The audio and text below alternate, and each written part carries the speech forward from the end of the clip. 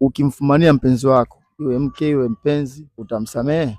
Ushafumania message mara ya kwanza, ukamkanya, kata. Mimi yani hamna kabisa, sio nini. Sasa siku unamfumania guest, anatoka guest, unamwona kabisa mlango wa guest ule na unaona yule mwamba ambaye ulimkanya naye ndio yule. Na kwa hiyo kaangalia uthibitisho wenyewe. Ndio. Na maoni gani? Kwa upande wangu mimi itakuwa ngumu kidogo. Kwa sababu unajua binadamu kishamuonya zaidi ya mara moja mara mbili na bado akawa anaendelea kukifanya hicho kitu. Hicho kitu kinakuwa sio, ina maana kwamba huyo mtu anachokifanya anakijua, na sio kwamba kwenye swala la mahusiano kunaga ile labda mtu kwamba anakosea. Kwa hiyo anadhamiria. Hapo moja kwa moja mimi kwa upande wangu mimi yani hiyo ni red card mzee. Red card. Hamna hata msamaha kidogo.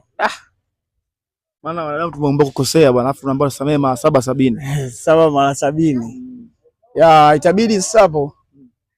Itategemea sasa na yeye jinsi gani atakavozungumza, lakini mara nyingi sana hiyo mara nyingi sana inakuwa ni kuachana naye kwa sababu ushamuonya. Issue kubwa hapo kwamba uliponiambia kwamba ushamuonya zaidi ya mara moja.